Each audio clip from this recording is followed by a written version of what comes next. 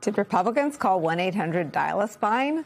With Donald Trump pushing a slush fund that could hand out six-figure payouts to the very people who sent lawmakers into hiding and literally running for their lives on January 6, 2021, Republicans are on the verge of saying something they haven't said to Donald Trump much in the last 10 years. No, or niet. Here's just some of the reaction on Capitol Hill. Listen to outgoing Senator Thom Tillis. I think it's stupid on stilts. Why? Because it will invariably put us in a position where your taxpayer dollars and my taxpayer dollars could potentially compensate someone who assaulted a police officer, admitted their guilt, got convicted, got pardoned, and now we're going to pay them for that? That's absurd. The American people are going to reject this out of hand. Wow. Now do the ballroom and the arch. That was Thom Tillis. Here's Wisconsin Senator Ron Johnson. He called the timing of the announcement of the fund a, quote, galactic blunder. The New York Times is reporting this about what happened behind closed doors when acting Attorney General Todd Blanche met with Senate Republicans on Thursday to defend this political stink bomb. Quote, what unfolded in an ornate room just off the Senate floor Thursday morning was a 2-hour blow-up in which dozens of Republican senators vented their anger and concern about the president's fund at Blanche. They questioned its legal basis, whom it would pay, and how the process would work. And they made it clear they wanted no part of the plan. Former Senate Republican leader Mitch McConnell said this, quote, so the nation's top law enforcement official is asking for a slush fund to pay people who assault cops. Utterly stupid, morally wrong, take your pick, end quote. I mean, this isn't the first, quote, utterly stupid or morally wrong decision Mitch McConnell has had to make with regards to Donald Trump. Trump went down the escalators at Trump Tower 11 years ago. At any point in those 11 years, McConnell might have stood up to him. We know he privately described Donald Trump as a, quote, despicable person.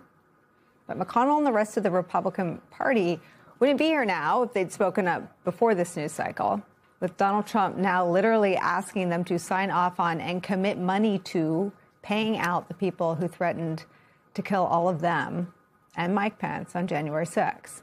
If they had decided any other moment before this week to hold him accountable for January 6th and voted to impeach and convict him during his trial in the Senate, back when Mitch McConnell said this.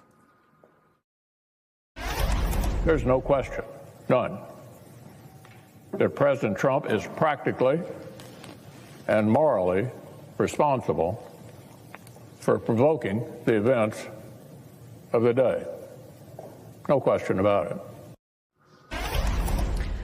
I want to bring in Washington correspondent for the Los Angeles Times, Ben Weider. And joining me at the table, Paul Rieckhoff. He's the host of the Independent Americans podcast. He is the founder and CEO of Independent Veterans of America. Michael Feinberg's still here. Ben, what do you think?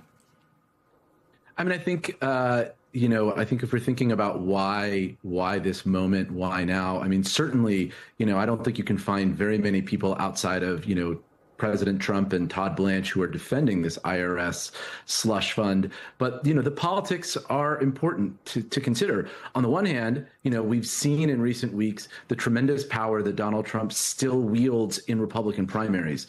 Senator Bill Cassidy, Representative Tom Massey, both ousted after bitter primary fights in which Trump was adamantly opposed to them. But we also know that the party is extremely worried about their prospects in November. The backdrop is we have a very unpopular war in Iran. We have the economic impact of that. And then this IRS slush fund is a very, very hard thing to defend to voters.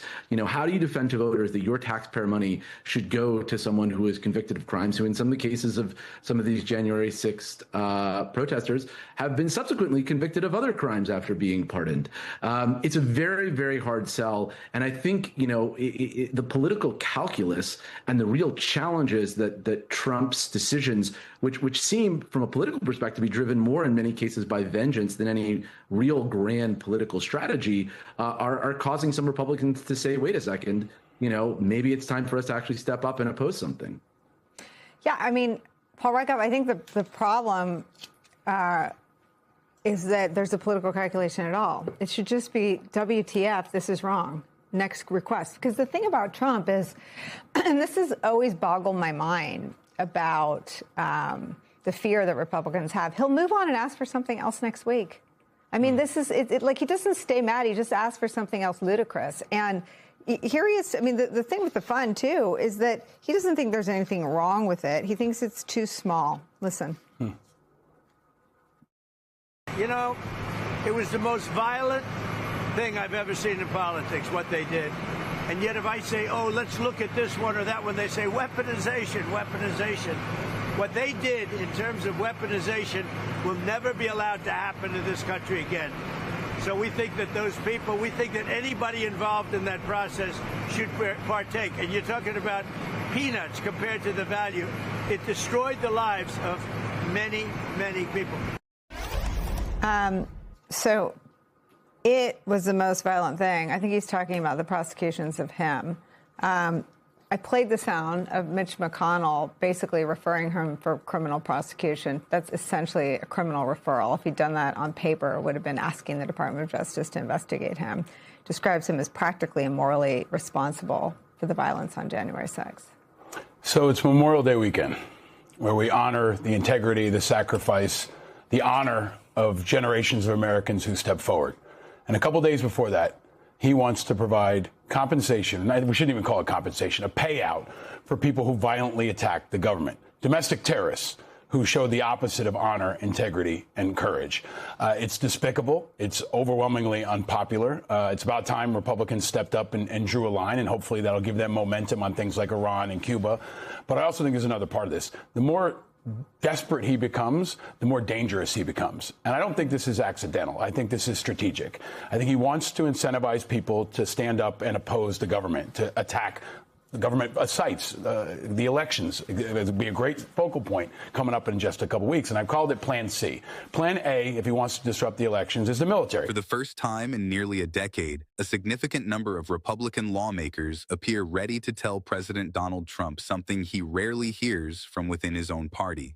No. The Flashpoint is a proposed fund that critics are calling a political slush fund, one that could potentially deliver six-figure payouts to individuals who were convicted in connection with the January 6, 2021 attack on the United States Capitol. The backlash on Capitol Hill has been swift and notably bipartisan in its tone. Senator Thom Tillis of North Carolina offered one of the more pointed critiques, calling the proposal stupid on stilts. His reasoning was straightforward. Taxpayer money could end up compensating individuals who were convicted of assaulting police officers, pleaded guilty, and served sentences for their roles in one of the most dramatic breaches of the legislative branch in American history. The American people are going to reject this out of hand, Tillis said. Senator Ron Johnson of Wisconsin described the fund in similarly stark terms, reportedly calling it a galactic blunder. Behind closed doors, the reaction was even more explosive. According to reporting from the New York Times, Acting Attorney General Todd Blanche attended a 2-hour meeting with Senate Republicans in an ornate room just off the Senate floor, where he attempted to defend the proposal. What followed was a prolonged venting session in which dozens of Republican senators challenged the fund's legal foundation, questioned who would qualify for payments, and made clear they wanted no association with the plan whatsoever. Even former Senate Republican leader Mitch McConnell, a figure who has navigated his relationship with Trump with notable caution over the years, weighed in with unusual directness. McConnell described the proposal as, in his words, utterly stupid or morally wrong. Take your pick. Those words carry particular weight given McConnell's history. Following January 6th, McConnell declared on the Senate floor that President Trump bore practical and moral responsibility for provoking the events of that day, a statement that amounted to one of the strongest public condemnations of a sitting president by a leader of his own party in modern political history. Yet that condemnation did not translate into a Senate conviction during Trump's impeachment trial, and McConnell and fellow Republicans continued to align themselves with the former and now current president through subsequent election cycles. That history is not lost on observers. The question being raised now is why this particular issue, and why now, has produced a level of Republican resistance that other controversies did not. Political analysts note that the fund presents an unusually difficult case to make to voters. Explaining why tax dollars should flow to individuals convicted of crimes, some of whom have gone on to face additional criminal charges after receiving pardons, is a near impossible political argument heading into a difficult electoral environment. The combination of an unpopular military engagement in Iran, ongoing economic uncertainty, and now this proposal appears to have shifted the calculus for at least some Republican members. Veterans advocates and political commentators have been especially vocal in their criticism, noting the particular tone deafness of the timing. With Memorial Day weekend approaching, a period dedicated to honoring the service and sacrifice of American military personnel, the optics of simultaneously debating financial compensation for those who violently stormed the Capitol are, to put it mildly, jarring. There are also deeper strategic concerns being raised beyond the immediate politics. Some analysts argue the proposal functions as more than just compensation, that it sends a signal to potential future actors that opposition to the government could be financially rewarded rather than punished. Reports have already emerged suggesting that at least one pardoned individual told associates they were anticipating a significant financial payout from the administration. Whether or not the fund advances, that perception alone raises serious questions about deterrence and the rule of law. What remains to be seen is whether Republican resistance to this particular proposal will carry momentum into other areas where Congress has so far declined to assert its oversight authority, including ongoing military posturing in the region and questions about executive war powers. For now, at least, the pushback on the compensation fund represents one of the most visible instances of intra-party friction the Trump administration has encountered since returning to office.